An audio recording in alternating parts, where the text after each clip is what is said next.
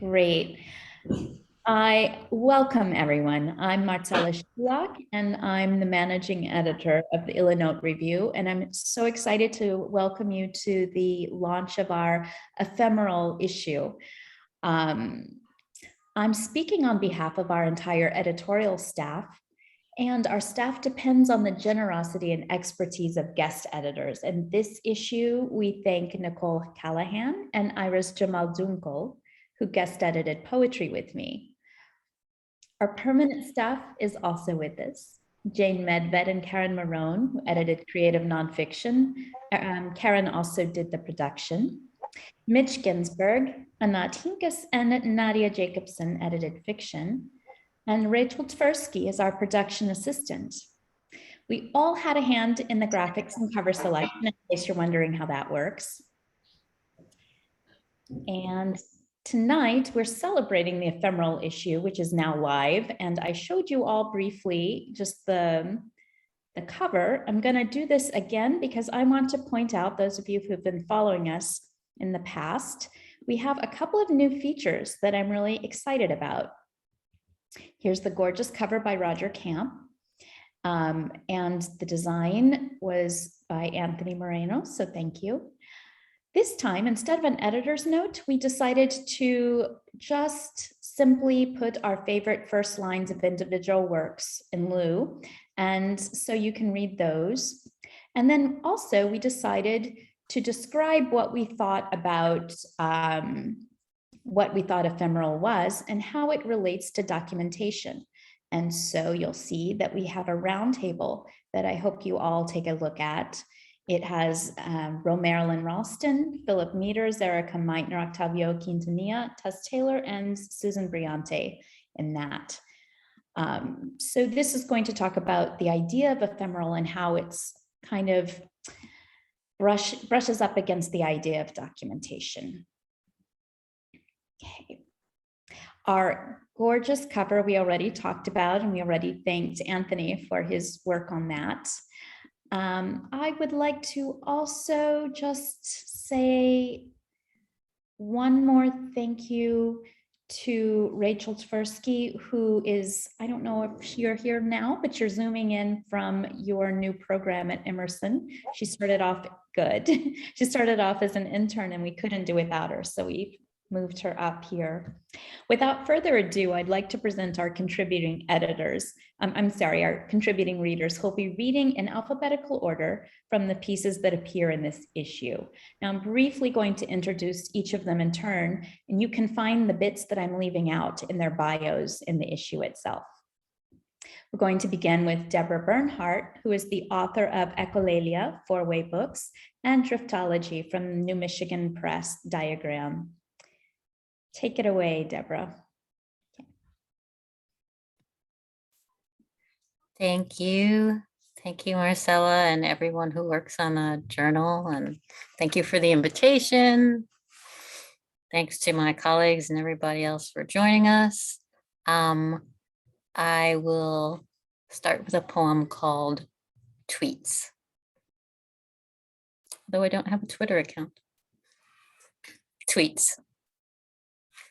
Greatest fantasy, sex on the any place or a double layout half twist, sticking it to emblazoned caps, landing such characters in a row.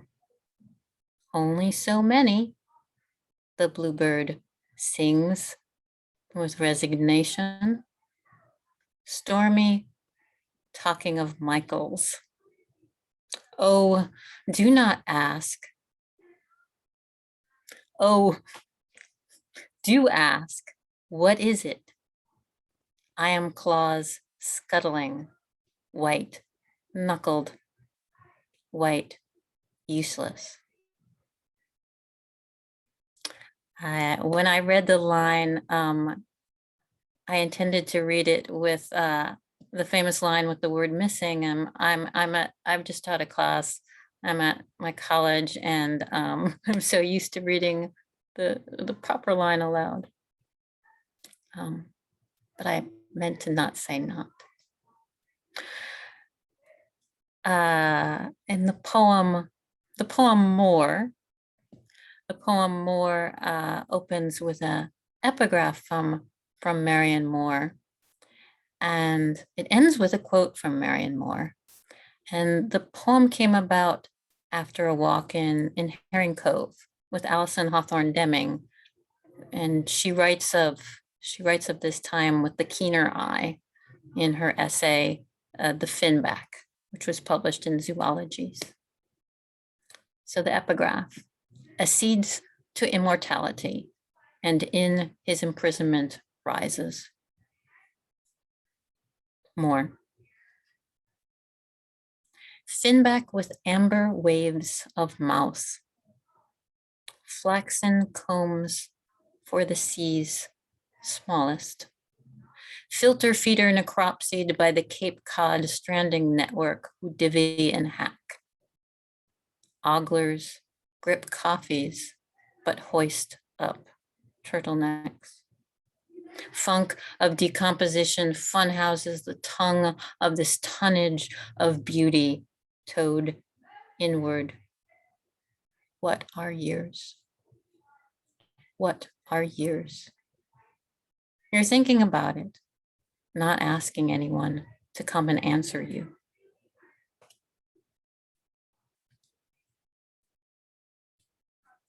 And this third little poem, and again, thanks for listening. This third little poem, it's fitting that we're all online together because the poem is very online. The poem, without changing any words, lifts an entire translated line. I won't tell you what it is, but I will just wink when I read the line, although I'm not a very good winker. But so, then down from the skies came the wooden shoe. Slowly, a skeletal etch in place of where a place will be. Refresh. Pip pip. Image gaps become incarnate. Terracotta chimneys like cinnamon sticks. Bitten and bitsy. Alley-oop 360-degree roofs. New window. Search seal chimneys. Did you mean sail chimneys? I was in Paris when I is another someone else. With Winkin, Blinken, and Cassio, our hands sweep, who nod, blink, and wink at the hydrogen interstellar jukebox. Missing one place, search another.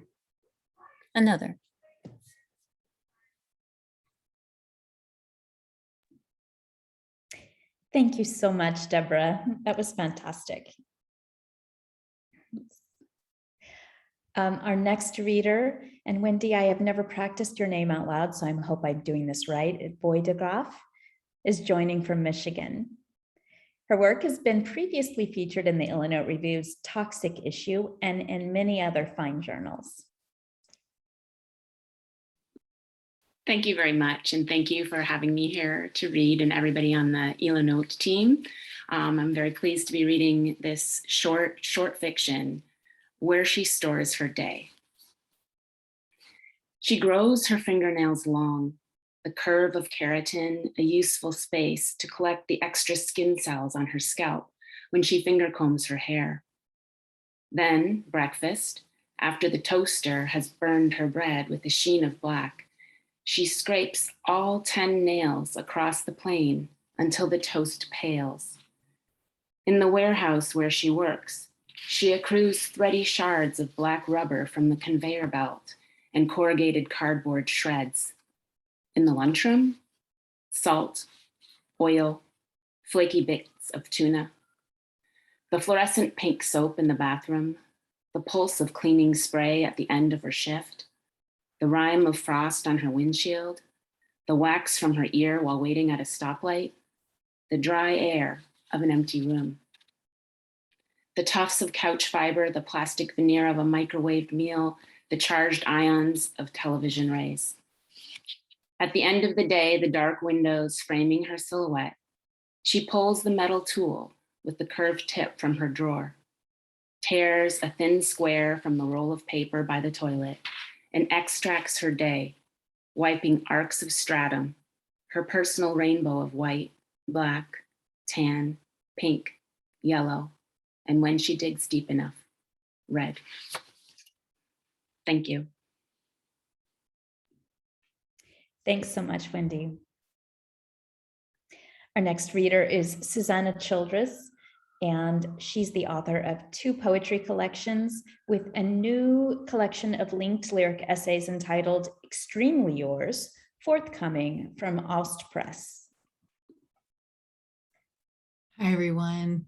Thank you, Marcela, for having me, and to the journal for publishing these prose poems, the first of which is titled The Anniversary.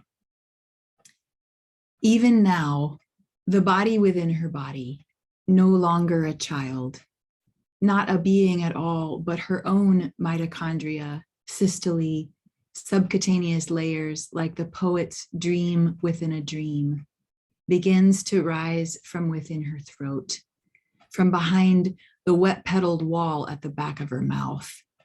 All the body knows to do, vomit, a vein of mucus, tinder, shrine, scum, still life with stillborn.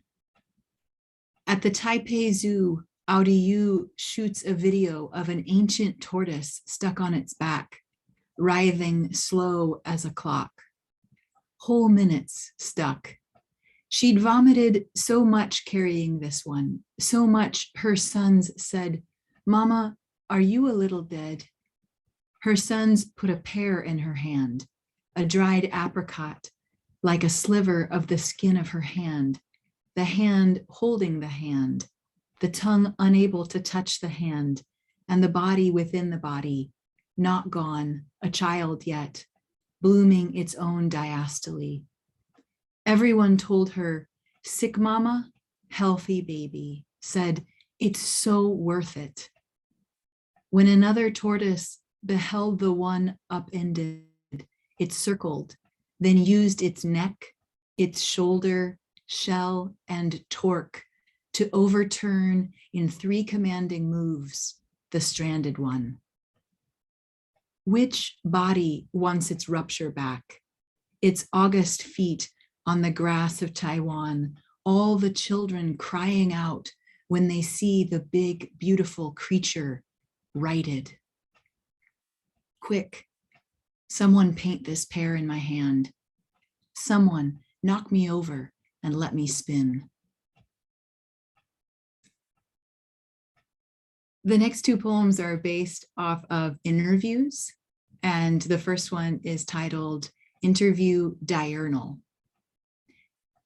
Anything liquid, perishable, flammable, or potentially hazardous. Are you willing to work overtime, nights, weekends? Would you like a window seat? Have you had hepatitis since your 11th birthday? Anything liquid, perishable, flammable, or potentially hazardous? List 3 rights or freedoms named in the Bill of Rights. What experience do you have in this field? Do you swear to tell the truth? Anything liquid, perishable, flammable, or potentially hazardous? Yesterday, when I answered no at the post office, the mail clerk said, well, what's the fun in that? Do you see yourself as an exception to the rule? May I see your driver's license? List 3 previous residencies. Have you had unprotected sex with anyone who has had unprotected sex? Anything liquid, perishable, flammable, or potentially hazardous? Are you concealing any firearms? Any allergies you are aware of? Is there a conflict of interest? Anything liquid, perishable, flammable, or potentially hazardous? Do you have any questions for us? The whole truth and nothing but the truth. Single, married, divorced, widowed. Well, what's the fun in that? Anything liquid, perishable, flammable, or potentially hazardous? What do you see as your blind spots? Where are your blind spots? Here are your blind spots. Wouldn't you agree? And the last poem, also based on an interview form, titled Interview Harbinger. What did she know? Well, the first one came slick and fast and split her skin in the water where she bobbed and breathed him down in the tub of true water. The woman, you know, saying, "That's it, that's it." How could she know? All at once, you know, he caught the baby's body with his palms, and that would never be it again. The tumult trapped in love, manifesting more than love plus tumult. You know what I mean? All at once, he held up the thing they call son and laid him on her chest. And what does she know? They told her, "You'll never be the same," and stepped aside to see such truth expand her. To mother, manifest, you know? She couldn't say, "I'll never be the same." Not because it wasn't true, but, you know, who can say such things about the self? It was an instant, then another, and another. You know what I mean? How would you, say? If not manifest, transcendent, if not, what does she know? At her breast, a being with bright black eyes, shining. I mean, really? Small, sputter, bleat, stare, having made it from here to there, alive, having made her mother. But how? Transcendent, redolent.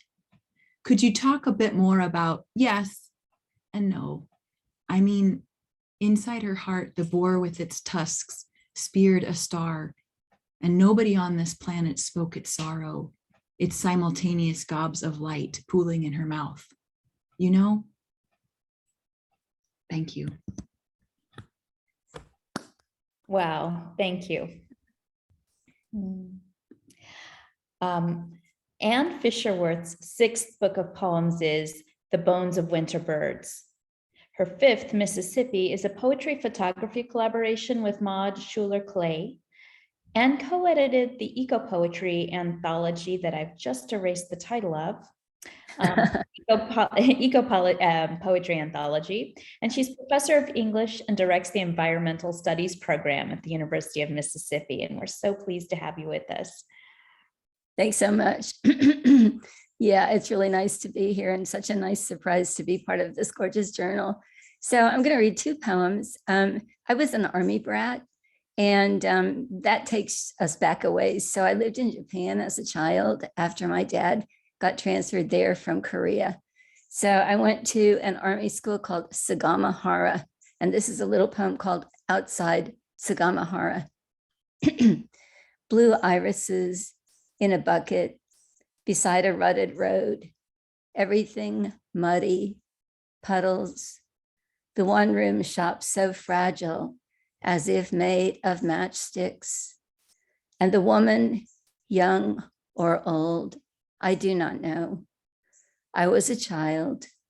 My mother picked her way from the green Ford across the puddles into the shop to buy irises. This was Japan, 1954. This was war's long reach of poverty. But back then I did not know that. Were there other flowers? Were there only irises? And the other one is called Ironing. So I am of a generation where people still ironed clothes. And it has an epigraph from a line by a poet named Georgi Voros. I have the whole of time and space to find again the face I seek. We're sending our father his Christmas box, first and second grade pictures, a blue-gray flannel shirt, fleece-lined slippers, stinky cheese. It's cold in Korea, our mother tells us, and he misses food from home. We blow kisses in the box, wrap it with twine, seal each seam with melted wax, and off it goes to his APO. Next, it's time for ironing.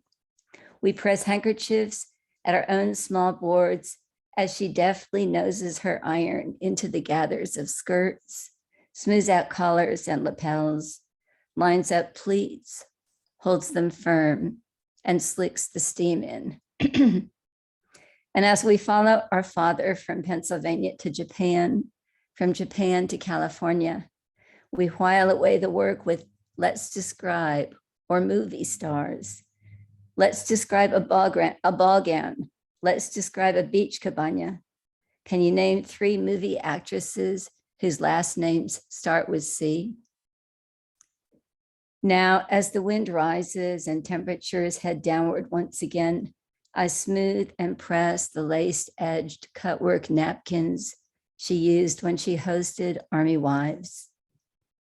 And I recall the chapel, my navy blue wool dress, my fear to touch his face. One chrysanthemum petal had fallen on his hand. Softly, our mother told the undertaker, "Let me fix his hair. He never wore it parted quite so high." So thank you. Thanks very much. Thanks so much, Anne. That just devastated me when I saw it in our submittable thing. I'm so happy it's here on our pages. Thanks.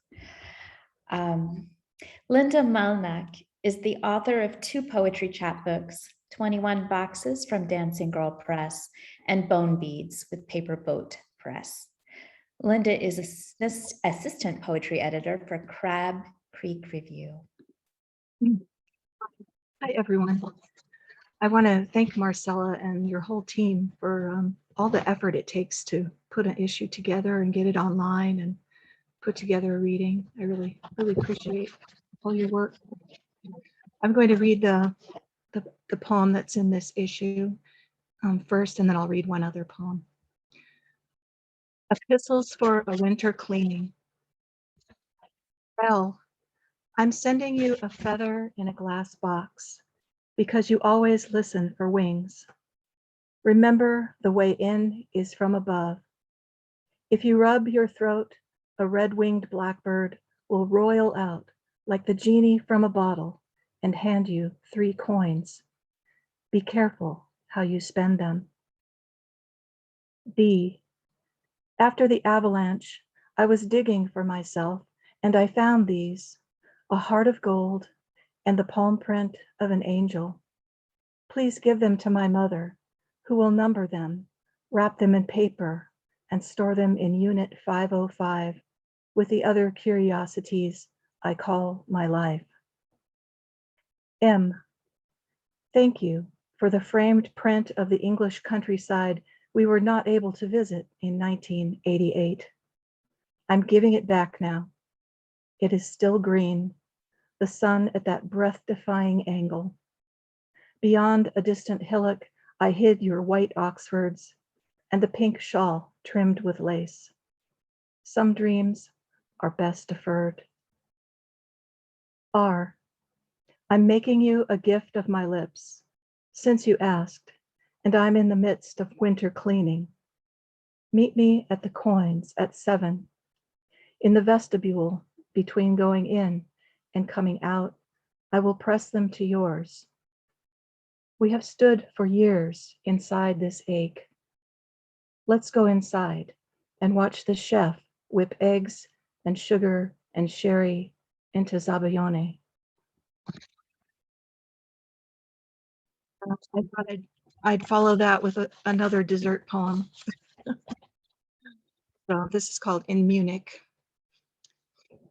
In Munich, a woman is marrying a slice of Black Forest cake.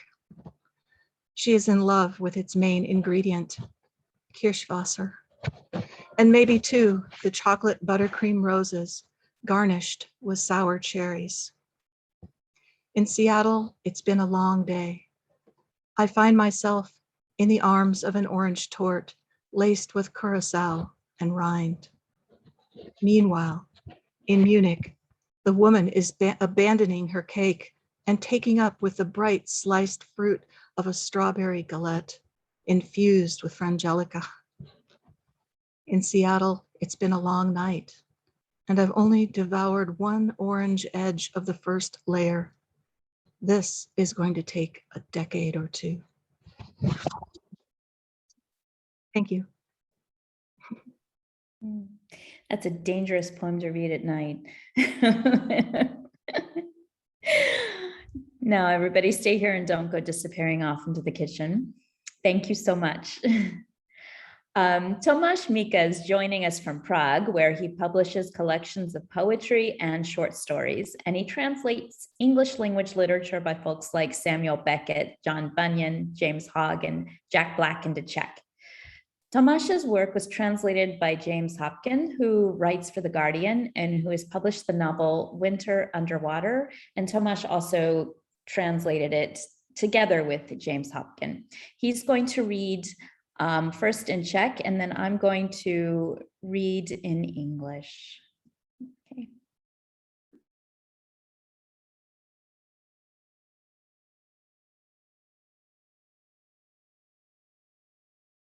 And Tomáš, I think you're muted. Sorry.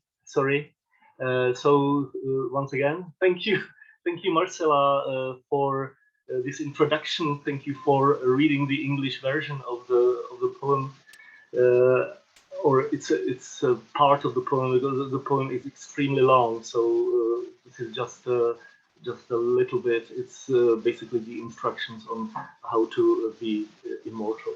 And yeah, thank you for inviting me to this reading and to Ilanot Review. And this is the bit I will read in Czech to give you the flavor of my complicated language. Buď zdrav. Vesmír je plný kamenů, které neznáte, přesto si z nich stavíte příbytky v naději, že s vámi jednoho dne vzlétne. Pravila hospodyně a pokračovat. Alkoholu a kávy se vystříhají. Pij před každým jídlem vodu s jablečným octem a každé ráno před snídaní 2 hrnky vlažné vody s citronem. Předtím si zacvič 5 Tibeťanů a přidej i 6. Když se nikdo nedívá, stoupni si na hlavu a vyvaruj se všelikých uhlohydrátů, bys ketogenický byl a eugenický. Každé sousto žvíkej 10 minut. Nezapomeň, že tvůj předek byl lovec a sběrač. Nech zvířata žít. Trénuj svůj svěrač. Inkontinence nečeká. Běhej, plav, jezdi na šlapacím kole a zadržuj výstřik.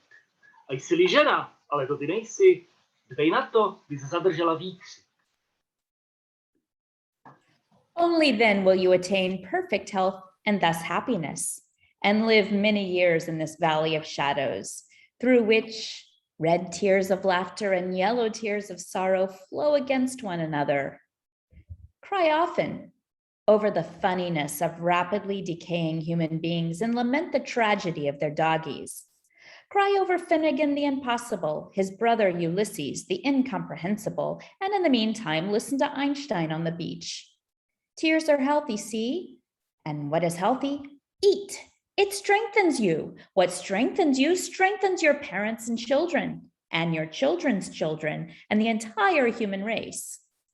Bees stung the souls of humankind before cattle. Thus, honey, probiotics will do you better than yogurt. How true is the saying, you're a wasp, you bring no honey, and in your abdomen there is poison. Be fit, and the green grass of home, don't smoke that shit. Where would interplay with Juventus if the likes of you smoked grass beneath their feet? Scrapes sustained on cinders are often fatal, but don't refuse seeds baked in whole wheat cakes sweetened by royal jelly. Miracles happen, you'll see. That rheumatism of yours, the varicose veins from which you suffer, those never-ending eczemas and athlete's foot, all that will disappear as if licked off by the antibiotic tongue of some dog, as if exorcised by a single swipe of a stinging nettle plucked in the first days of spring. Remember to strengthen your memory by ginkgo biloba. So often people forget to use it, and oblivion then spreads over your whole world, over all your past, through which you so enjoy to rummage and to which you cling so hard. So do not ever forget to take Bilbo Gilgoga. A flying bird gathers no moss. Smear evening primrose ointment slyly over your body, and you will fare well on the earth. Massage your joints using hemp oil with added seaweed, so one day you may enter the gallery of the chosen ones who have tasted interstellar space. If you regularly grease your body with marigold balm and drop tea tree oil into your nostrils every morning, even you will put your foot on the moon one day. And what does the unknown astronaut have to say? All engines running, liftoff. Think of your task: to move humankind away from these imperfect bodies, improved here and there with a platinum joint, stainless steel screw, silly cloned breast, or gold tooth. The bodies prophesied in sacred episodes of Star Wars and Egon Bondi's doctoral thesis. Never say I could not resist if you ordered a grilled pork knuckle, 3 mugs of Pilsner beer, 5 scones with clotted cream, and 2 shots of vodka. You kid yourself, but Our Lady won't be fooled. We are irreparable machines. Maintain a siesta before lunch and after, or else insatiable fatty acids will devour you. When you're all made of platinum and gold, when microconductors run through your body in the distant future, when you think solely in binary terms, your weight will remain constant. However, for the time being, for now, keep weighing yourself.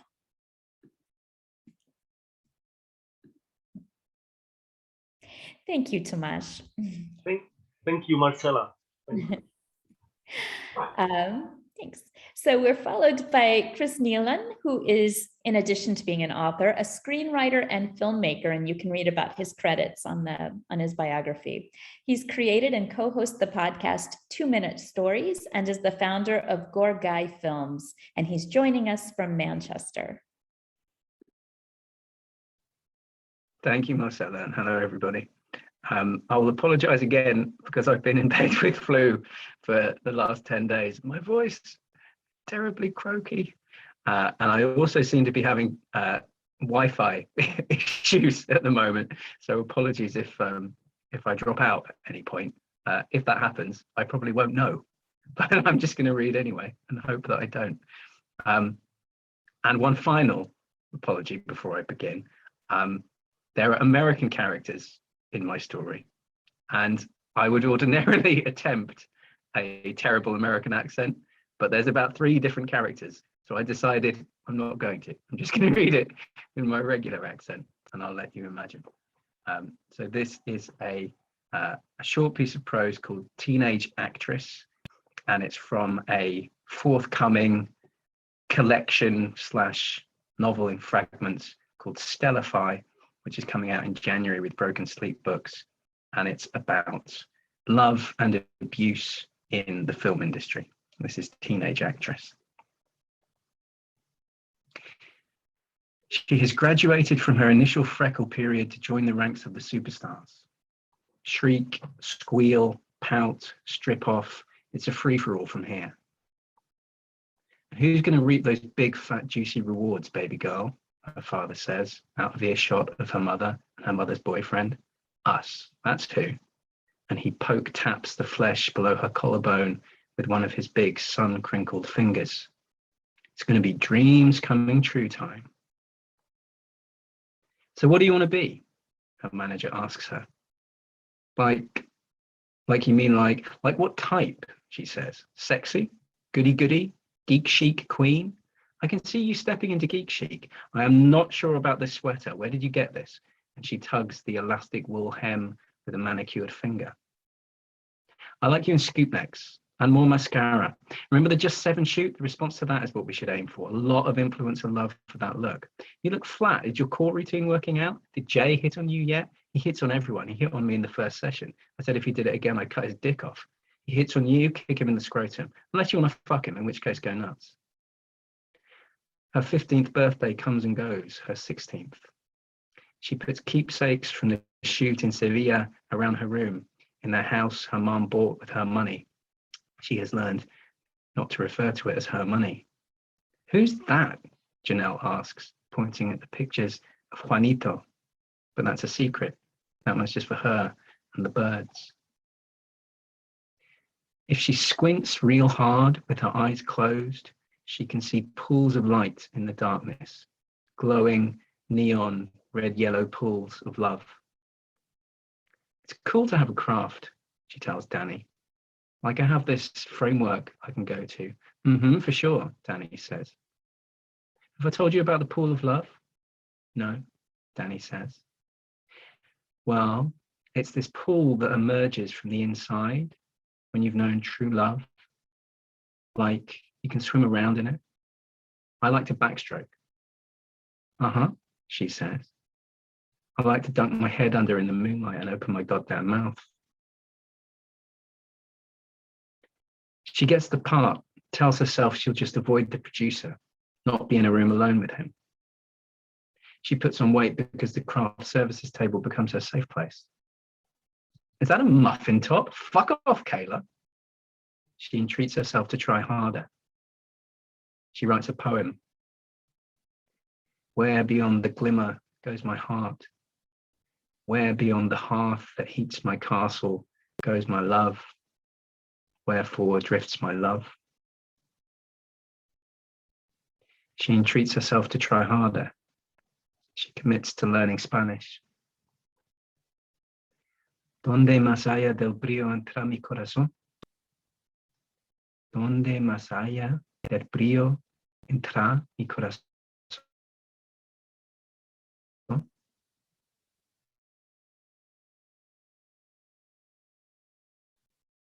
She looks out for scripts that might shoot in Andalusia, that she visits in her nose like the back of her eyelids. It's fringed with bulrushes, jacaranda, scree, and it is always glowing night, and the water is warm at the surface, cool to cold the lower you go, and dark, black, impenetrable, who knows how deep. She can feel it on the bare skin of her legs, her back, and he is splashing in the distant, adjoined lagoon, singing, Mi amor va más allá. The nomination is a surprise, but won't hurt her prospects one fucking bit. You seem to have a real quality to you, the septuagenarian director tells her, and his spotless sidekicks nod, nod, nod. That's why we're interested in you. She adjusts her sitting position. Her mother's boyfriend is thumbs-upping through the window. The director assesses her lower body. Yes, he murmurs. Yes, and the nodders nod. If you are sexy, you are the world's property, he tells her later. Everyone has a right to you. You are Salmacis. You are Daphne. Have you read the classics? No? Beauty, you see, beauty. So profound. We all must come to look. She learns to accept the things she cannot change, the hands she cannot see coming. She has, after all, her pool. Thank you.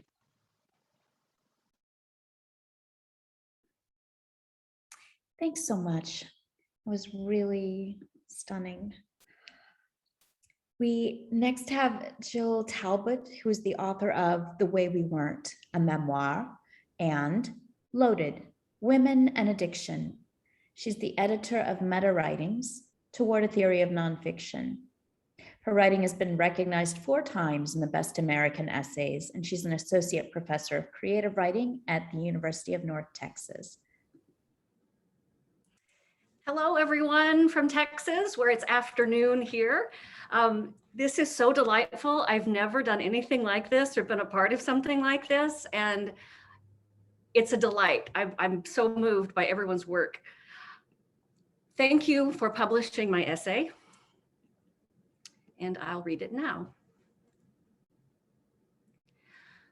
A current at the mouth of a river, the bend of an elbow, a joint with a jukebox.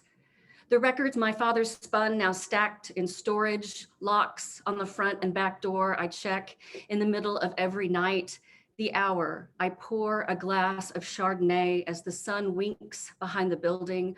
Across the street, Crossing my legs, a slow slide up and over the rainbow behind the boarded up roadside diner with a 2 phone booth husks where travelers used to duck their heads and grip receivers, chords my young fingers couldn't reach on the piano keys, notes I jot in the margin next to passages I've underlined. Wow. The letters that haunt the marquees of closed drive-in theaters, all those old cars with window cranks, the handle of a convenience store door, a key I keep in a kitchen drawer with rubber bands, batteries, and my father's wallet. Cards my mother mailed to me years ago, still on the refrigerator, shelves of books I've packed and packed again in boxes I picked up from the backs of liquor stores. On a corner in Winslow, Arizona, a girl in a flatbed Ford slows down. The street view of my childhood home on Google shows the mailbox still leans, its stubborn door, the hinge at the back of the throat. When we can't say what needs to be said, words on a hotel postcard by a stranger in 1952. Lovely ride, regardless of the heavy rain. In elegant script, the hands on the clock in my kitchen, little hand at 12, big hand at 6, the birthday I got my bicentennial Huffy, the bike I sped down sidewalks and in and out of empty driveways, concrete I sat on one summer outside a gas station in New Mexico after calling a tow truck, waiting.